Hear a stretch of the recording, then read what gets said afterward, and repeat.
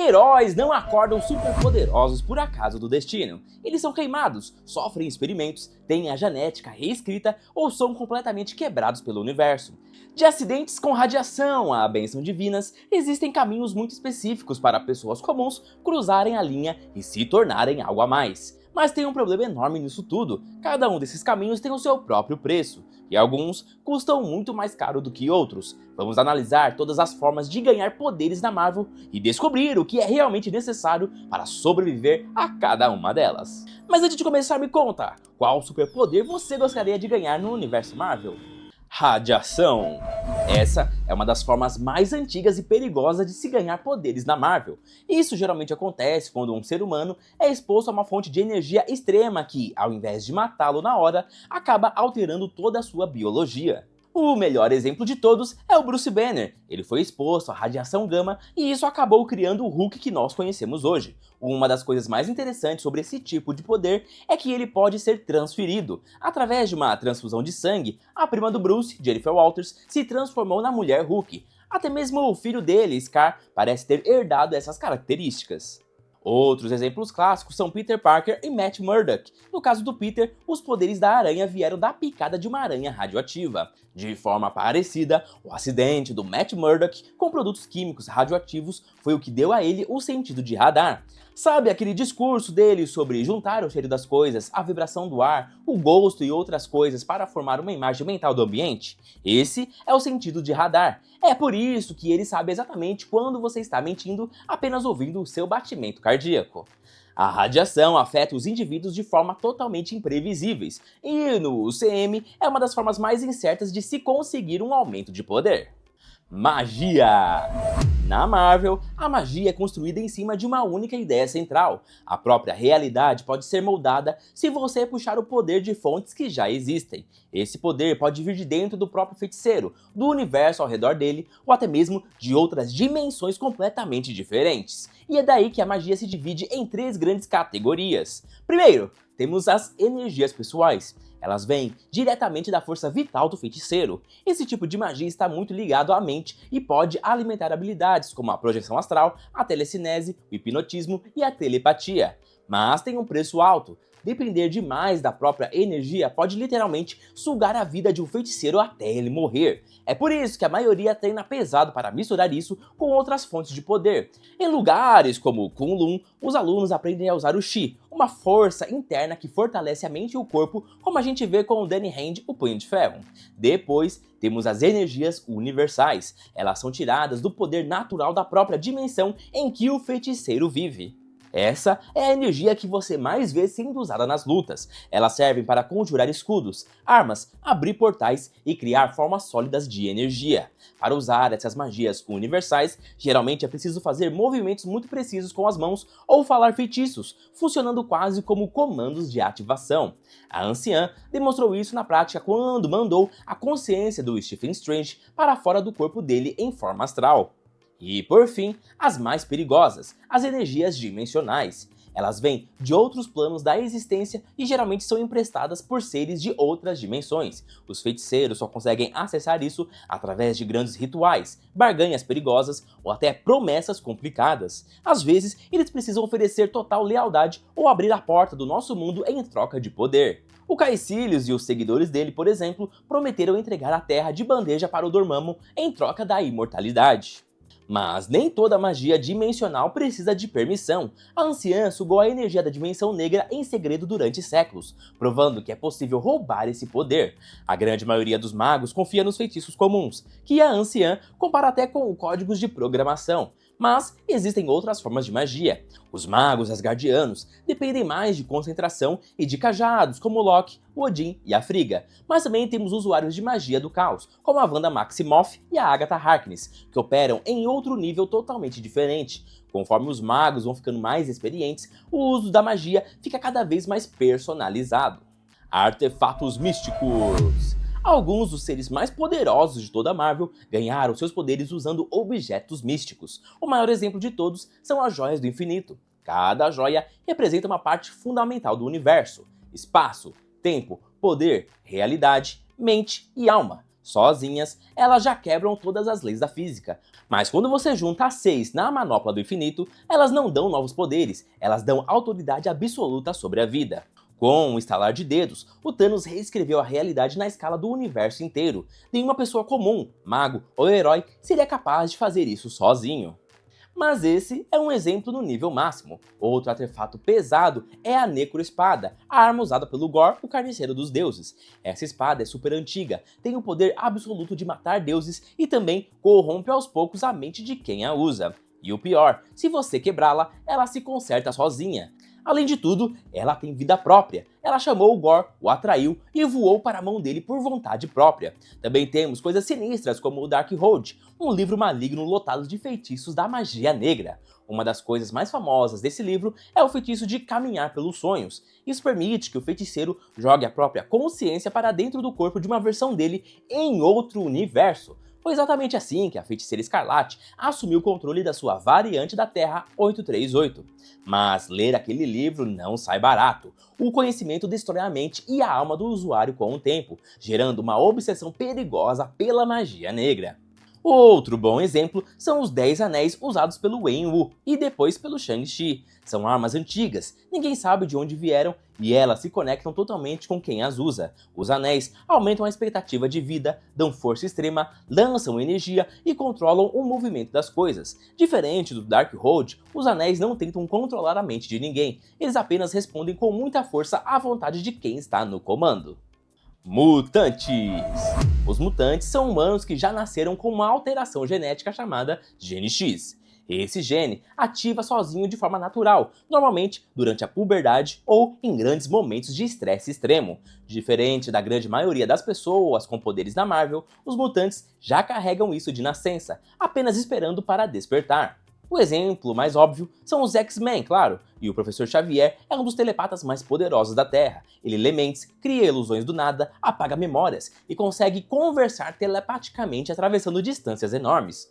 Do outro lado da moeda, temos o Wolverine, com uma mutação muito mais física. Ele tem um fator de cura muito rápido, sentidos melhorados e as famosas garras de metal grudadas no osso. E isso torna quase impossível de ser morto, aguentando ferimentos que acabariam com qualquer pessoa normal em segundos.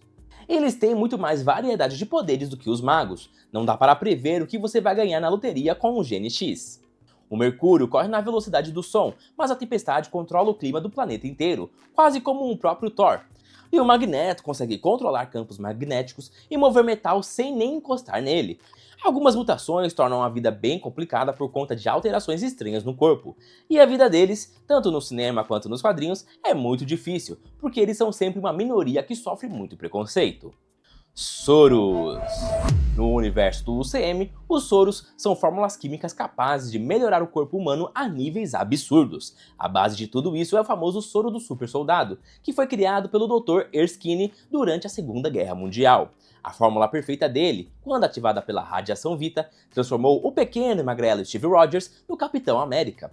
A força, velocidade, resistência e cura dele foram puxadas até o limite máximo do que o corpo humano consegue suportar.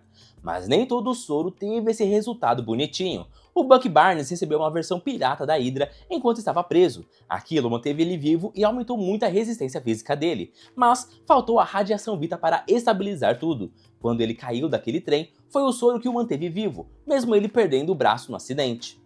Antes mesmo do Steve Rogers, o Johann Schmidt usou um protótipo desse soro e virou Caveira Vermelha. A fórmula estava cheia de erros, queimou o rosto dele inteiro e retorceu o corpo dele. Pelo menos, ele também ganhou um aumento de força e de inteligência.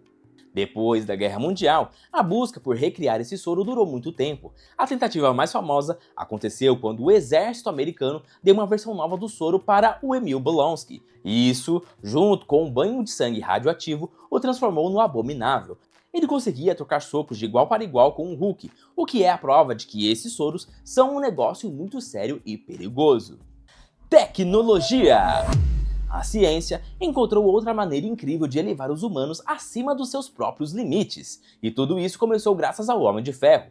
O reator Ark do Tony Stark foi criado inicialmente só para impedir que uns estilhaços de metal entrassem no coração dele, mas logo aquilo virou uma fonte de energia limpa e quase infinita. É o reator que alimenta tudo o que ele faz, os propulsores de voo, os lasers da mão, o oxigênio e a armadura inteira. O Tony também criou várias outras versões diferentes do traje, sendo a mais pesada de todas a Hulkbuster, feita para segurar o próprio Hulk. O Tony usa o mesmo conhecimento para ajudar o Peter Parker. O traje que o Homem-Aranha ganha dele é cheio de coisas absurdas, como lançadores de teias ajustáveis, drones de rastreamento e até um módulo de morte súbita. Depois vem o traje do Aranha de Ferro, que vai ainda mais longe, dando a ele armadura de nanotecnologia e braços mecânicos extras para lutar com mais facilidade. Depois, temos a descoberta genial de Hank Pym, as famosas partículas Pym. Elas permitem aumentar ou diminuir as coisas de tamanho sem perder nada da força bruta. Sabe quando o Homem-Formiga socou aquele monstro Leviatã gigante direto pro chão na batalha de Ultimato? Foi graças aos trajes que controlam o tamanho de forma perfeita. E o mais bizarro de tudo, o Scott Lang mantém a força do tamanho normal mesmo quando ele encolhe para o tamanho de uma mosca. Ficar denso e super pequeno torna ele incrivelmente resistente na luta, como uma bala de canhão. E, de bônus, ele usa um capacete para falar e dar ordens para exércitos de formigas. O Abutre é outro caso genial. Ele criou todos os poderes dele revirando a tecnologia alienígena que sobrou da Batalha de Nova York. O Adrian Toomes fez engenharia reversa com o resto dos invasores para construir as asas que voam, cortadores de plasma e canhões de energia. Até a Hydra foi pega usando equipamento alienígena reaproveitado. Tem muita gente inteligente no UCM tirando vantagem de tecnologia que cai do céu. A tecnologia também evoluiu na forma do traje Exocet, do Falcão. As asas de metal transformam Sam Wilson em um caça-aéreo humano, dotado de mísseis, propulsores e mobilidade que deixa qualquer jato com inveja. Também vemos melhorias muito específicas, tipo o braço de vibrânio do Bucky Barnes, que entrega uma força de impacto absurda. Na prática, se você não for um deus asgardiano, um gigante radioativo, um mago místico ou um ser alienígena de outro planeta, a sua melhor chance é ter tecnologia de ponta. O exército de Wakanda provou que dá para encarar o Thanos e seus alienígenas apenas com escudos de energia e lanças maravilhosas. Simbiontes alienígenas!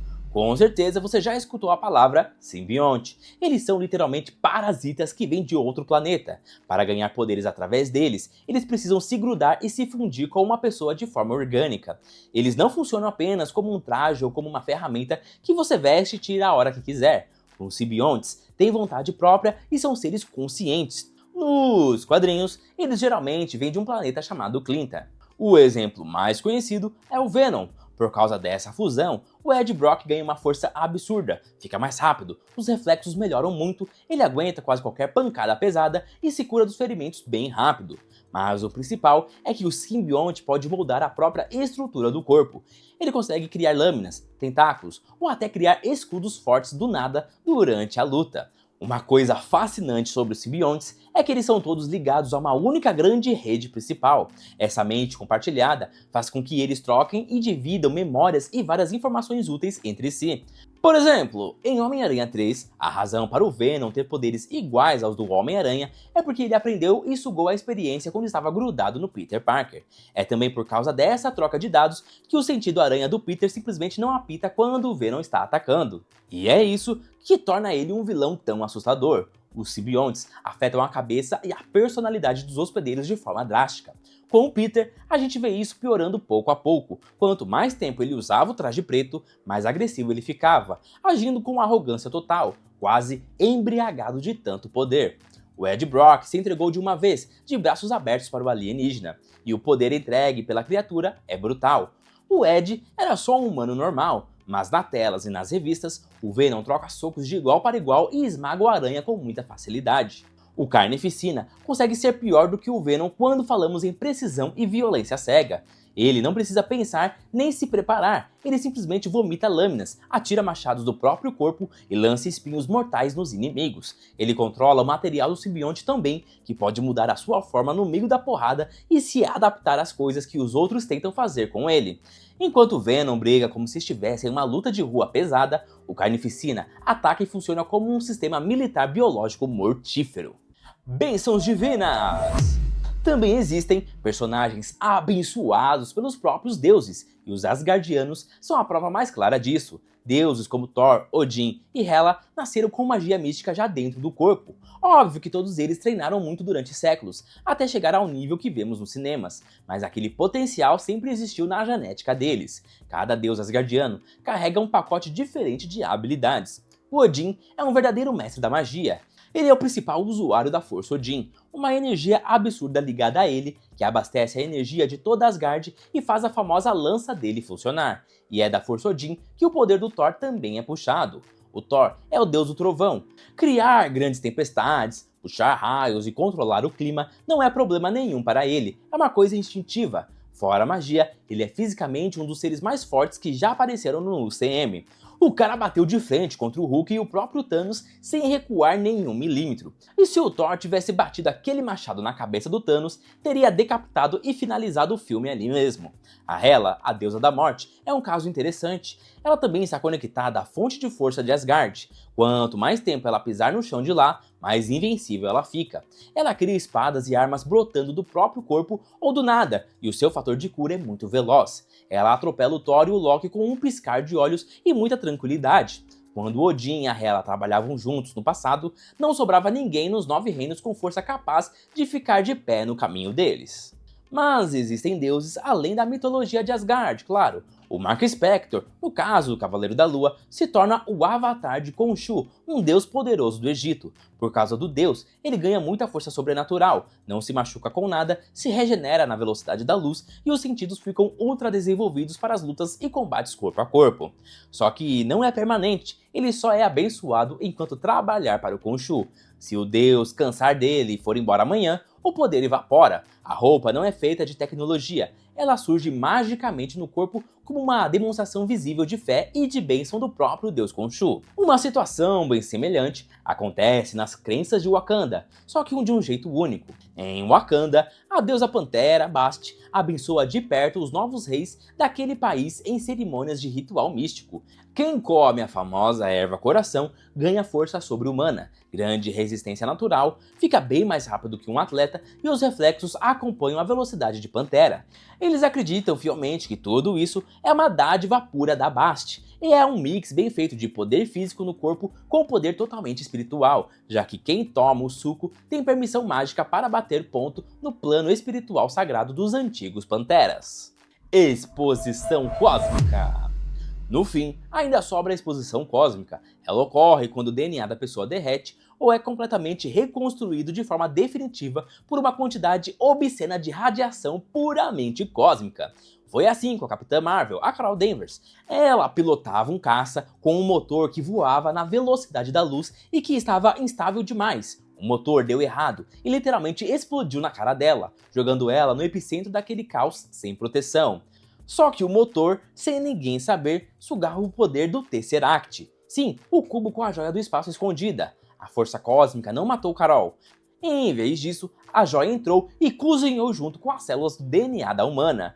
Foi um caminho sem volta. De lá em diante, a Capitã consegue sugar rios de energia brutal, e ela é capaz também de voar sozinha no escuro congelante do próprio espaço sideral. Ela voa quebrando a barreira da luz e também atira ataques mágicos concentrados com os pulsos. É totalmente dela, foi fundido, não precisa carregar com o celular na parede e nem puxar magia da dimensão de fora. Um acidente bizarramente semelhante reconstruiu a vida e deu nome ao Quarteto Fantástico nas histórias clássicas de super-heróis. A diferença é que a poeira e as ondas de radiação cósmica bateram no quarteto num espaço sideral aleatório fora do planeta, mas o choque foi da mesma família de acidentes radioativos do além. O raio bateu na equipe e escolheu o poder como se estivesse rodando uma roleta de poderes. Nenhum ficou igual ao outro. O Senhor Fantástico estica todo o corpo. A Sue Storm faz a energia dobrar na luz para assumir na invisibilidade. O irmão dela gera fogo do próprio corpo. E a radiação cósmica escolheu dar a força extrema sobre-humana e transformar o bem em uma rocha sólida. Mas a moral aqui é que uma grande radiação cósmica deu 4 opções totalmente diferentes, mas infelizmente só um sofreu a pior mudança para não conseguir voltar para a forma humana. Resumindo tudo, a radiação cozinha você por inteiro. A magia te reconstrói aos poucos, a tecnologia dá o empurrão que falta, os artefatos alienígenas brincam com as suas vontades, e os deuses te dão presentes sem pedir nada. O ponto final da história é muito óbvio. Num universo gigante, cheio de possibilidades absurdas da Marvel, o superpoder tem sempre um preço amargo e bem salgado. Nunca é de graça, ninguém sai vivo dessa brincadeira. E se você chegou até aqui, não esquece de deixar o likezão no vídeo, se inscrever no canal Nerdia e até a próxima!